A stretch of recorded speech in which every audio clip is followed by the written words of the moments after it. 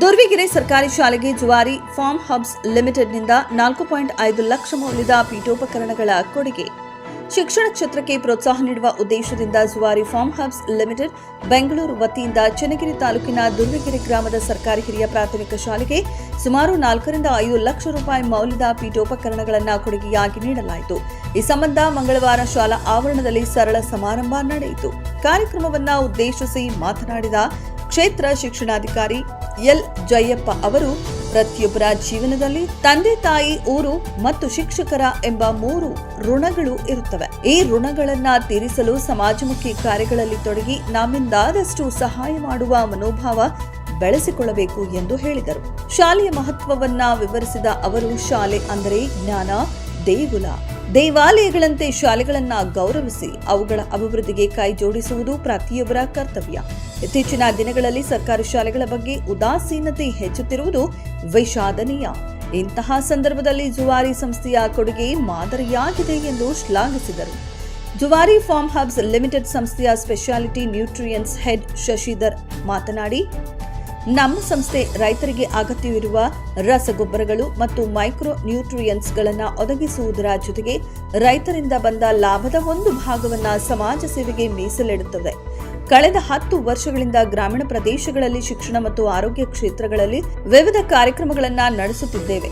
ಅದರ ಭಾಗವಾಗಿ ದುರ್ವಿಗೆರೆ ಶಾಲೆಗೆ ಪೀಠೋಪಕರಣಗಳನ್ನು ನೀಡಲಾಗಿದೆ ಎಂದು ಹೇಳಿದರು.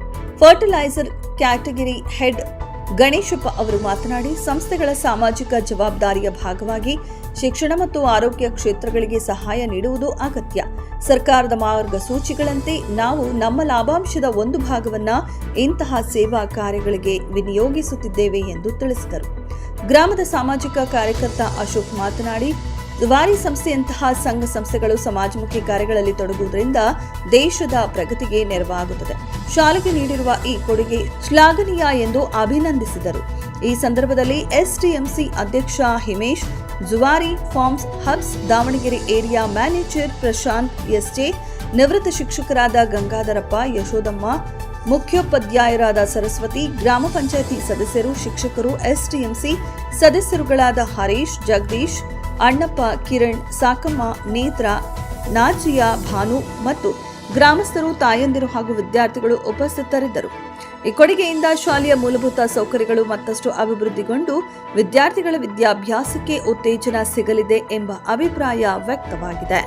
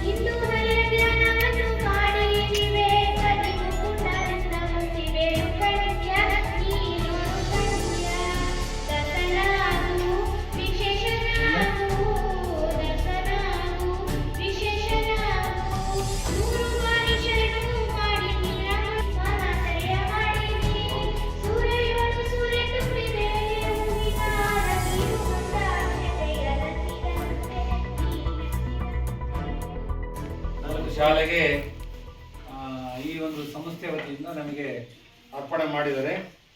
ಈ ಒಂದು ಸಂಸ್ಥೆಯ ಮುಖ್ಯಸ್ಥರಂತ ಶಶಿಧರ್ ಅವರೇ, ಗಣೇಶ್ ಅವರೇ, ಪ್ರಶಾಂತ್ ಅವರೇ, ಎಸ್ಟಿಎಂಸಿ ಅಧ್ಯಕ್ಷರೇ ಹಾಗೂ ಊರಿನ ಪ್ರಮುಖ ವಿದ್ಯಾವಂತರು ಹಾಗೂ ನಿವೃತ್ತ ಪ್ರೌಢಶಾಲಾ ಶಿಕ್ಷಣ ಗಂಗಾಧರಪ್ಪನವರೇ, ಅವರ ಶ್ರೀಮತಿ ಅವರೇ, ಜೊತೆಗೆ ಎಲ್ಲ ಊರಿನ ಗ್ರಾಮಸ್ಥರ ಪ್ರೀತಿ ಮಕ್ಕಳು ನೋಡಿ. ಶಾಲೆ ಅಂತಂದರೆ ಇದು ನಮ್ಮ ಊರಿನ ಮತ್ತೊಂದು ದೇವಸ್ಥಾನ. ಒಂದು ಭಕ್ತಿಗೆ ಪ್ರಧಾನವಾಗಿ ನಾವು ಜನ ಕೆಟ್ಟ ದಾರಿಯಲ್ಲಿ ಹೋಗಬಾರ್ದು, ಒಳ್ಳೆ ದಾರಿಯಲ್ಲಿ ಹೋಗ್ಬೇಕು ಅಂತ ನಾವು ದೇವಸ್ಥಾನ ಅಂತ ಮಾಡ್ಕೊಂಡಿರ್ತೀವಿ. ದೇವರಲ್ಲಿ ಹೋಗಿ ಪ್ರಾರ್ಥನೆ ಮಾಡೋದ್ರ ಮುಖಾಂತರ ಭಯಭಕ್ತಿಯಿಂದ ಬದುಕೋದನ್ನು ದೇವಸ್ಥಾನ ಕಲಿಸುತ್ತೆ ನಮಗೆ. ಅದೇ ರೀತಿ ಇದು ಮತ್ತೊಂದು ದೇವಸ್ಥಾನ, ಶಾಲೆ. ಇದು ಜ್ಞಾನ ದೇಗುಲ. ಊರಿನ ಅಷ್ಟೈಶ್ವರ್ಯ ಈ ಶಾಲೆಯಲ್ಲಿ ಅಡಗಿದೆ. ಬಟ್ ಇತ್ತೀಚೆಗೆ ಜನ ಯಾಕೇನೋ ಶಾಲೆಗಳ ಬಗ್ಗೆ ಉದಾಸೀನ ಮನೋಭಾವನೆ, ಅದು ಸರ್ಕಾರಿ ಶಾಲೆಗಳ ಬಗ್ಗೆ ಒಂದು ರೀತಿ ನೆಗ್ಲಿಜೆನ್ಸಿ ಮಾಡ್ತಾ ಇದ್ದಾರೆ. ಇದು ಅಷ್ಟೊಂದು ಒಳ್ಳೆಯ ಆರೋಗ್ಯಕರವಾದಂಥ ಬೆಳವಣಿಗೆ ಅಲ್ಲ. ಯಾಕಂದರೆ ಊರಿಗೆ ನೆಕ್ಸ್ಟು 10 ವರ್ಷ 15 ವರ್ಷದ ಒಂದು ಫ್ಯೂಚರ್ ಹೆಂಗಿರ್ಬೇಕಂದ್ರೆ ಈ ಶಾಲೆ ಹೇಳ್ಬೇಕು. ಈ ಶಾಲೆಯ ಒಂದು ಗುರಿ ಉದ್ದೇಶ ಆಗಿರಬೇಕು, ಅದು ಊರಿನ ಜನರ ಎಲ್ಲರ ಅಭಿಪ್ರಾಯ ಆಗಿರಬೇಕು. ಸೊ ಆ ಒಂದು ದಿಶೆಯಲ್ಲಿ ಇವತ್ತು ಏನು ಜುವಾರಿ ಫಾರ್ಮ್ ಹಬ್ನವರು ಸುಮಾರು 4 ರಿಂದ 5 ಲಕ್ಷ ಮೌಲ್ಯದ ಉತ್ತಮವಾದಂತಹ ಪೀಠೋಪಕರಣಗಳನ್ನು ಈ ಶಾಲೆಗೆ ಕೊಟ್ಟಿದ್ದಾರೆ. ನಾನು ಡೆಸ್ಕು ನೋಡಿದೆ, ಚೇರ್ಸು ನೋಡಿದೆ, ಟೇಬಲ್ ನೋಡಿದೆ, ರ್ಯಾಕ್ಸು ನೋಡಿದೆ, ಎಲ್ಲ ಅತ್ಯುತ್ತಮ ಗುಣಮಟ್ಟದ ವಸ್ತುಗಳನ್ನು ಈ ಶಾಲೆಗೆ ಕೊಟ್ಟಿದ್ದಾರೆ. ಅದೇನು ಶಶಿಧರ್ ಅವರು ಈ ಊರಿನ ಒಂದು ಋಣ ಇದೆ. ನಮಗೊಂದು 3 ಋಣ ಇರುತ್ತಂತೆ ಪ್ರತಿಯೊಬ್ಬ ಮನುಷ್ಯನಿಗೆ. ಏನು?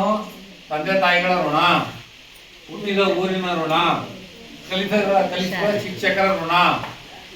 ನೋಡಿ, ಈ ಋಣಗಳನ್ನು ತೀರಿಸ್ಬೇಕು. ಹಾಗಾಗಿ ಅವರು ಹುಟ್ಟಿದ ಊರಿನ ಋಣವನ್ನು ಯಾವ ಮುಖಾಂತರ ತೀರಿಸಬೇಕು ಅಂತ ಯೋಚನೆ ಮಾಡಿ ಅವ್ರ ತಂದೆಯವರು ಇಲ್ಲೇ ಇದ್ದಾರೆ, ಅವ್ರ ಅಮ್ಮ ಇಲ್ಲೇ ಇದ್ದಾರೆ. ಹಾಗಾಗಿ ಆಕ್ಚುಲಿ ಹೇಳ್ಬೇಕಂದ್ರೆ ಇಲ್ಲಿ ಮಕ್ಕಳ ಸಂಖ್ಯೆ ಕಡಿಮೆ ಇದೆ, ಆದರೆ ತುಂಬಾ ಉತ್ತಮ ಮಟ್ಟದ ಪೀಠೋಪಕರಣಗಳನ್ನ 10-15 ವರ್ಷಕ್ಕೆ ನಮಗೆ ಸಾಕಾಗುವಷ್ಟು ಪೀಠೋಪಕರಣಗಳನ್ನ ಇವತ್ತು ಅವರು ಹುಟ್ಟಿದ ಊರಿನ ಅಭಿಮಾನದಿಂದ ಅವ್ರ ಕಂಪ್ನಿಯಿಂದ ಈ ಶಾಲೆಗೆ ಕೊಡಿಸಿದ್ದಾರೆ. ಇನ್ನು ಬಹಳಷ್ಟು ಶಾಲೆಗಳಿಗೆ ಇದು ಕೊಡ್ಬೋದಾಯ್ತು. ಈ ಶಾಲೆಗೆ ಯಾಕೆ ಕೊಟ್ಟಿದ್ದಾರೆ?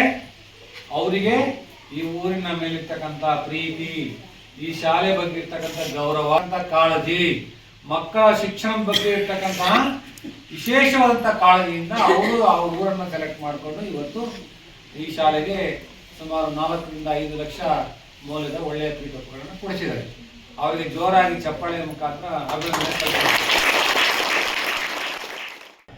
ಜುವಾರಿ ಫಾರ್ಮಾ ಲಿಮಿಟೆಡ್ ಪರವಾಗಿ ನಾನು ಹೇಳ್ಬೇಕು ಅಂದ್ರೆ, ಇದು ಏಕೆ ಬಿರ್ಲಾ ಅಂತ ಗೊತ್ತಿರಬೇಕು. ಬಿರ್ಲಾ ಕಂಪನಿ ಮೂಲತಃ ಇದು ಬಿರ್ಲಾ ಕಂಪನಿಯವ್ರದ್ದು ಆಗಿತ್ತು. ಜುವಾರಿ ಅಗ್ರೋ ಇಂಡಸ್ಟ್ರೀಸ್ ಅಂತ ಗೋವಾದಲ್ಲಿದೆ.